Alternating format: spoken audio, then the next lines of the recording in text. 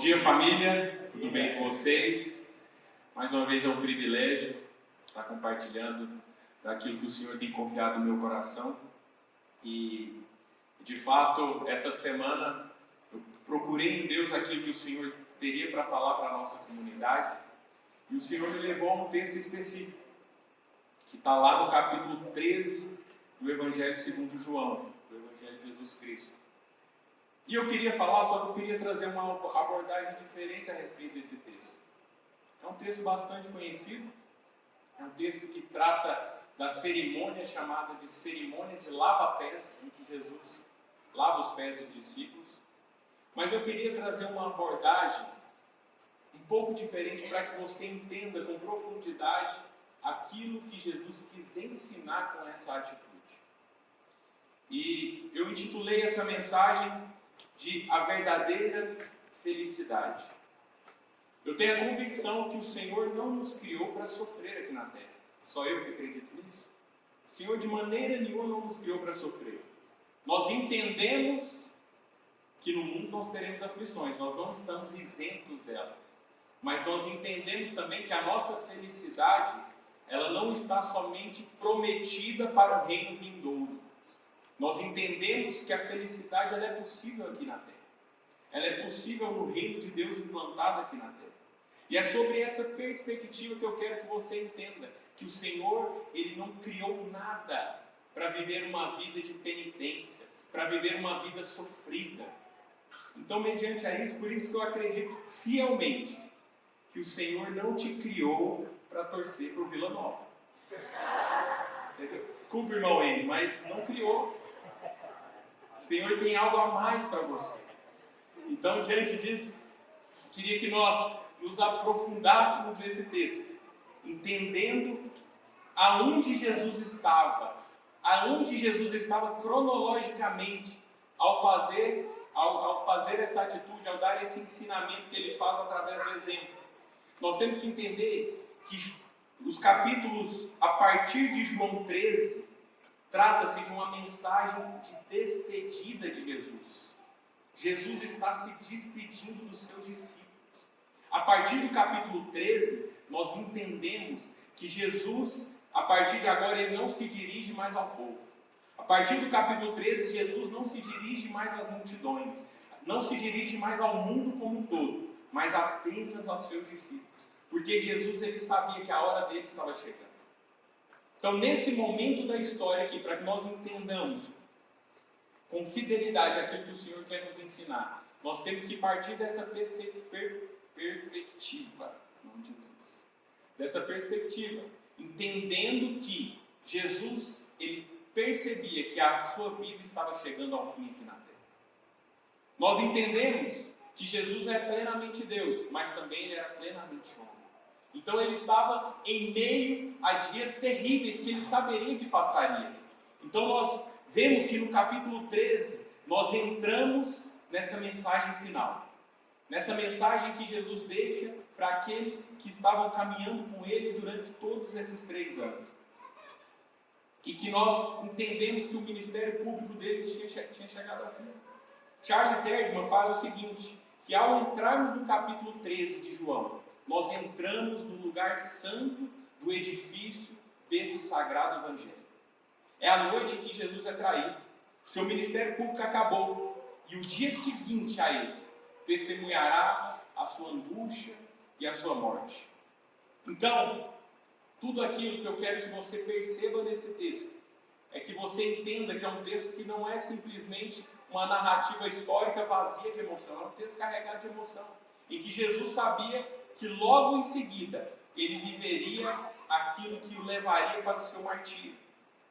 Então, João 13, queria que você acompanhasse comigo. A partir do verso 1, nós vou ler de maneira bem dinâmica até o verso 20.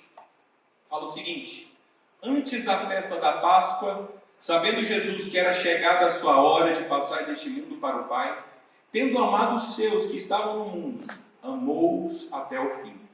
Durante a ceia, tendo já o diabo posto no coração de Judas, filho de Simão Iscariotes, que traísse Jesus, sabendo este que o Pai tinha confiado tudo às suas mãos e que ele tinha vindo de Deus e voltava para Deus, levantou-se da ceia, tirou a vestimenta de cima e, pegando uma toalha, cingiu-se com ela.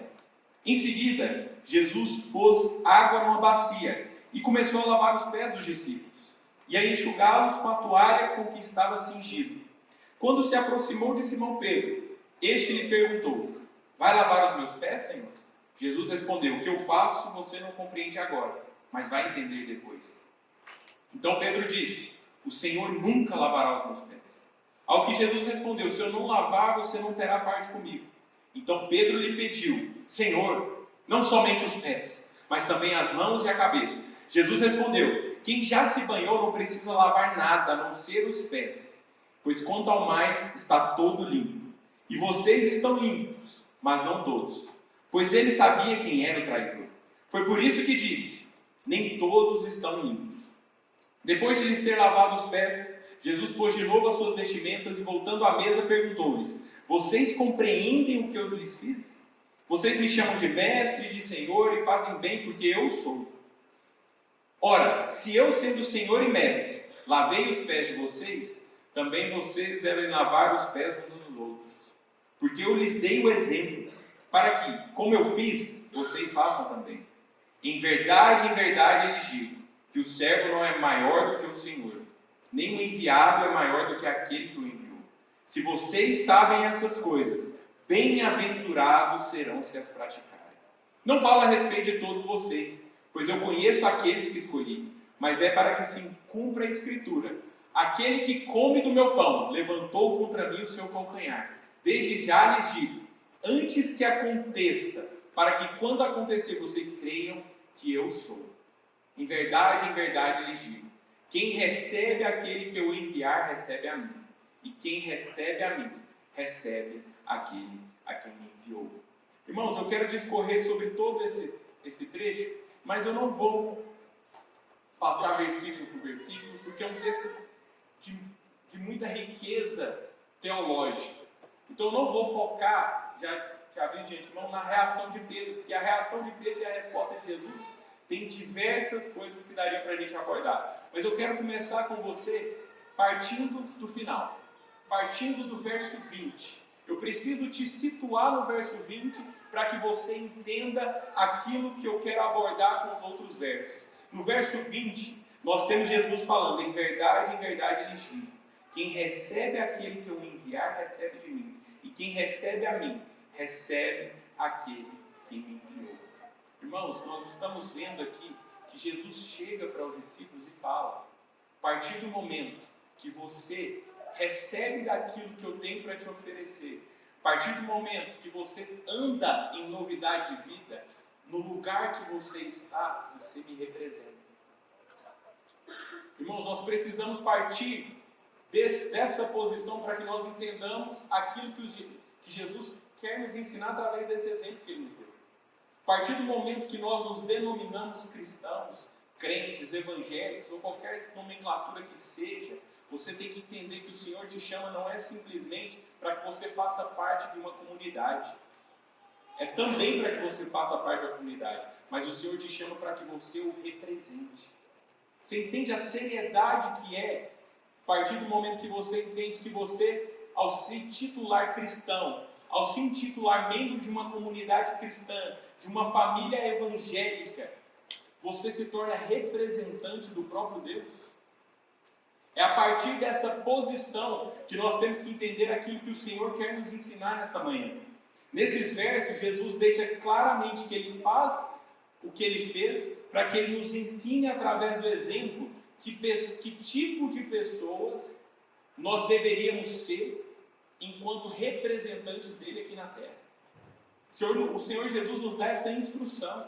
Jesus deixa claro para os discípulos que o ato do lava-pés aqui não é uma instituição de um novo sacramento, como o batismo e como a ceia.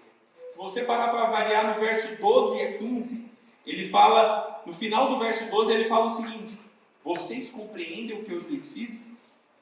E aí ele explica, no verso 15, porque eu lhes dei o exemplo, para que como eu fiz, vocês façam também. Jesus, ele ensina através do exemplo. Deixa eu te falar algo. Se você quer testemunhar a respeito de Cristo, se você quer ensinar algo, não tem outro caminho. A única forma de você ensinar algo a alguém é através do exemplo. Você, quando sabe, eu também sou professor de matemática. E quando eu estava preparando essa palavra, eu falei, meu Deus, já pensou se eu não conseguisse exemplificar aquilo que eu ensino? Ninguém iria entender nada. Não faria sentido para ninguém. E da mesma forma é a nossa vida. Nós temos muito conhecimento. A palavra de Deus nos ensina de diversas formas. Mas você só vai conseguir transmitir isso se você for exemplo daquilo que você ensina. E é isso que Jesus mostra aqui. Jesus, ele não simplesmente chegou e falou, a partir de agora vocês têm que lavar os pés uns dos outros. Não. Ele fez. Ele foi na frente. Então ele nos mostra que as nossas atitudes, elas têm que testificar a respeito da nossa posição como representantes dele. Faz sentido? E partindo, eu quero discorrer a respeito daquilo que nós entendemos como oportunidade que nós temos de representar a Cristo. Irmãos, eu tenho uma convicção, isso desde a última semana da consagração, eu tenho falado a respeito disso, que o Senhor tem nos confiado algo específico como família Emaús nessa cidade. O Senhor tem nos confiado algo que o Senhor tem feito nos enxergar feito nós enxergarmos além das nossas capacidades. O Senhor particularmente tem me feito ver algumas coisas, entendendo que há solução para muitas coisas, muitas mazelas da nossa sociedade. O Senhor nos chama para que nós sejamos essa resposta. Da mesma forma que eu falei no começo, o Senhor não te criou para sofrer simplesmente, mas o Senhor também, a partir do momento que te chama, Ele quer que você seja um canal de alegria e felicidade e bem-estar aonde Ele te plantar. Só que nós só seremos relevantes, e quando eu falo relevante, não é conhecido, não é famoso. Relevante é simplesmente fazer aquilo que você foi chamado. Relevante é aquele que é um agente transformador da sociedade. Nós só seremos relevantes se nós entendermos que nós fomos chamados para ser exemplo de Cristo. Não simplesmente aqui, mas aonde o Senhor nos plantar. E nesse texto, eu me peguei naquilo que Jesus enfatizou, e eu queria dar uma ênfase. Entre os versos 1 e 5, nós vemos duas verdades sublimes. Nós vemos duas coisas que Jesus sabia e duas coisas que Jesus fez. No verso 1, ele deixa claro: antes da festa da Páscoa, sabendo Jesus que era chegada a sua hora. Jesus sabia que estava chegando a sua hora. Jesus sabia que a sua hora era chegada. Não era porque os romanos estavam cercando, não era porque as circunstâncias estavam ruins. Jesus não era guiado pela agenda dessa terra. Jesus era guiado única e exclusivamente pela agenda do céu. E ele sabia que a sua hora havia chegado, que o seu ministério estava chegando ao fim, que o seu martírio estava próximo.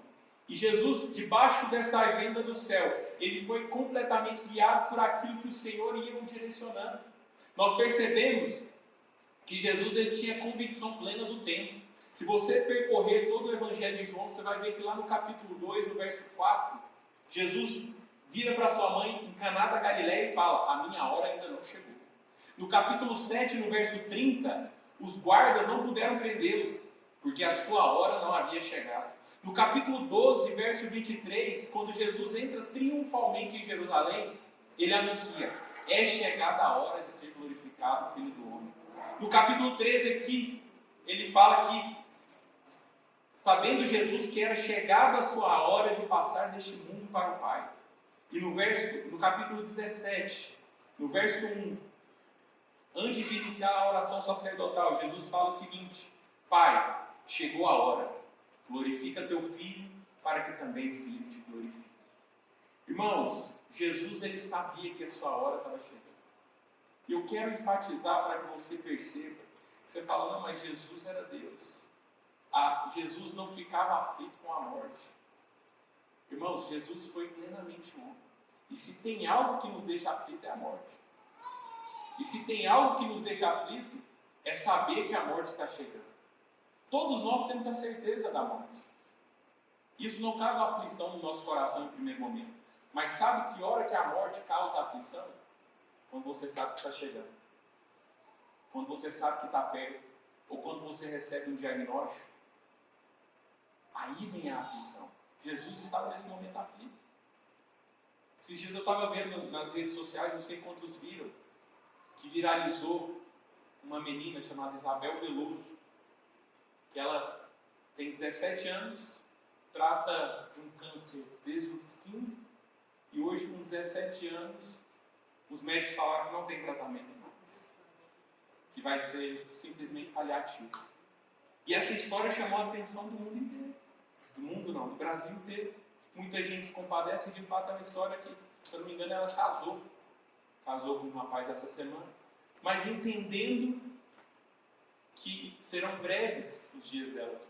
Eu estava meditando a respeito dessa história, mas o que diferencia essa menina quanto qualquer ser humano? Simplesmente o tempo. Porque se nós formos sinceros com nós mesmos, nós também, nosso relógio está correndo da mesma forma. Lógico que nós nos compadecemos porque ela viveu tão pouco, mas nós nem sabemos o dia da manhã. Mas você percebe que o fato de saber que o tempo está chegando, isso gera uma aflição até no nosso coração. Agora você imagina Jesus nessa situação. Ele sabia que a sua morte estava chegando. Ele estava completamente aflito nesse momento. E aí o que ele faz? O que ele decide fazer? Ele decide servir aqueles homens que estavam caminhando com ele. Irmãos, o que eu quero através dessa mensagem, como qualquer mensagem que nós compartilhamos aqui, domingo após domingo, é para que o Senhor nos instrua a viver de uma maneira digna aquilo que Ele tem para nós. Nós compartilhamos a palavra de Deus para que nós nos lembremos daquilo que realmente é importante. Porque no mundo caído, nós estamos tendentes naturalmente a fazer aquilo que não é bom. Esses dias eu estava meditando a respeito de algo. Se você pensar e ser sincero com você mesmo, tudo aquilo que é de bom grado para a sua vida exige disciplina. As únicas coisas que vêm naturalmente ou no seu conforto são coisas que são pertencentes a esse mundo caído. Se você deseja aumentar em conhecimento, você precisa ter disciplina em estudar. Se você deseja crescer em Deus, você precisa ter disciplina na oração, disciplina em orar, em estudar a palavra de Deus. Você precisa jejuar. Se você precisa se organizar financeiramente, você precisa ter disciplina para ter o seu controle. Se você precisa crescer financeiramente, você precisa ter disciplina para trabalhar. Então, no mundo em que nós vivemos, nós precisamos nos lembrar que nós temos que, a cada dia, nos relembrarmos aquilo que nos conduz para aquilo que realmente o Senhor tem para nós. Então, o meu alvo aqui é que você entenda e acabe com qualquer desculpa que possa te fazer parar ou ficar estagnado onde você está. Não é isso que o Senhor tem para você. Então, quando eu falo aqui a respeito do que Jesus fez, no momento, prestes ao momento mais difícil que ele iria viver nessa existência, é para que você acabe com essa desculpa de que eu não vou servir meu próximo, não vou servir a igreja, porque eu não estou em um momento bom. Não existe momento oportuno para servir. O Senhor nos ensina que nós temos a oportunidade de servir em todo o tempo, independente das circunstâncias. Jesus estava no momento mais trágico da sua vida. Jesus, muito em breve, no capítulo 26 de Mateus, mostra que Jesus fala o seguinte: a minha alma está cheia de tristeza até a morte. Esse era o sentimento que Jesus estava, e mesmo assim, ele não foi guiado por eles. Ele decidiu servir. E é nessa situação. Então, o que Jesus quer nos ensinar aqui como exemplo não é simplesmente a respeito daquilo que nós devemos fazer como cristãos no que diz respeito ao serviço, mas no que diz respeito àquilo que nós vamos fazer independente de qualquer circunstância. Faz sentido? Então, Jesus ele está vivendo esse momento trágico, essa situação em que o coração dele está contrito. E aí no verso 2, a história piora um pouquinho mais. No verso 2 nós vemos que ele sabia que seria traído por Judas Iscariotes. Jesus ele nunca esteve enganado acerca de Judas. Desde o início, ele sabia que Judas iria trair. O discípulo traidor, ele é mencionado 8 vezes no Evangelho de João. Se nós formos lá no capítulo 6, no verso 64, fala o seguinte: mas há descrentes entre vocês. No capítulo 6, ora, Jesus sabia desde o princípio quais eram os que não criam e quem iria traí-lo. Jesus sabia desde o início que Judas iria traí-lo. E mesmo assim, ele lavou os pés de Judas. Então, o que Jesus nos ensina com isso? Que o serviço, você servir ao seu próximo, você servir à igreja, você servir aos outros, não está condicionado a quem eles são. Jesus nos ensina a servir independente de quem seja, independente de qual pessoa seja. O serviço cristão não é sobre quem as pessoas são, é sobre quem Cristo é. É sobre como Jesus quer que nós sigamos o seu exemplo. É sobre como Jesus nos ensinou. Pare e pensa. Jesus já sabia que Judas iria traí-lo. Então o serviço cristão para nós, porque eu sei que é muito fácil você servir aquele que te ama, aquele que te faz feliz, é muito fácil. Mas o Senhor nos chama para ir além. Irmãos, eu quero que você entenda que nós só faremos diferença e nós só seremos relevantes da forma que eu te falei se nós fazermos além do que o mundo faz. Se nós trouxermos uma mensagem que vai além das coisas naturais. Para o mundo lá fora, quando eu falo mundo, é a cultura naturalista, a cultura que surge do mundo. É natural você servir e recompensar aquele que te serve. Isso é o básico. Se você for eu lembro sempre quando eu falo disso, eu lembro da galera dos gatilhos mentais do marketing digital. A reciprocidade é algo que está na humanidade. O que é a reciprocidade? Você entrega isso, a pessoa vai ficar, ela vai ficar honrada de receber e ela vai te entregar algo. A reciprocidade é algo natural. Mas o caminho de Jesus, ele é acima. Ele é acima. É você fazer para quem não merece. É você ser expressão da graça de Deus na vida de quem está falando mal de você. Na vida de quem você sabe que te ofendeu. E aí você pensa, Álvaro, mas aí você está me falando que a minha felicidade vai depender, e esse caminho que Jesus tem para mim, vai ser um caminho muito sacrificial para que eu viva, e vai ser difícil porque eu vou ter que ir contra a minha natureza, mas você não percebe que Jesus nos leva para esse caminho simplesmente para o seu bem. Porque quando você decide andar por essa posição, naturalmente o Senhor te liberta de uma amarra que poderia te prender pelo resto da vida, que é a amarra da amargura, que é a amarra da falta de perdão. Você entende? Quantas pessoas você conhece que é amargurada, que é extremamente ofendida, rancorosa por algo que alguém fez? Só que aí você percebe que o rancor e a amargura, eu gosto muito do exemplo que o pastor Hernandes Dias Lopes fala a respeito da amargura, que ela é uma atitude que você promove, é como se você bebesse um veneno achando que o outro iria morrer. Essa é a amargura.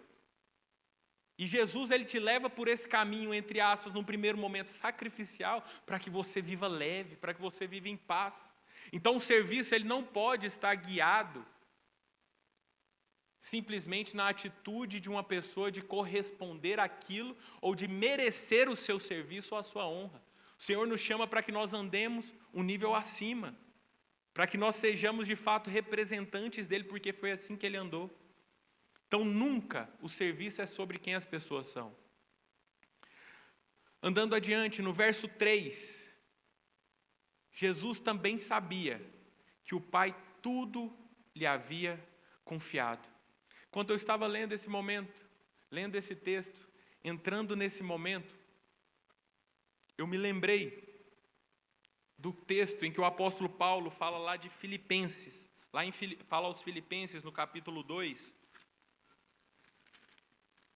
que eu creio que esse texto de João capítulo 13 é uma expressão prática daquilo que Paulo retrata a respeito de Jesus, no que diz respeito à sua humildade.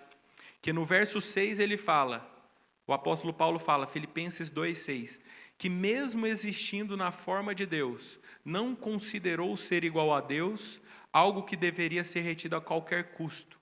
Verso 7, pelo contrário, ele se esvaziou, assumindo a forma de servo, tornando-se semelhantes aos seres humanos. E reconhecido em figura humana, ele se humilhou, tornando-se obediente até a morte, e morte de cruz. Esse é o momento do lava-pés. É o momento em que Jesus ele se esvazia, mas Jesus ele sabia que o Pai tudo lhe havia confiado.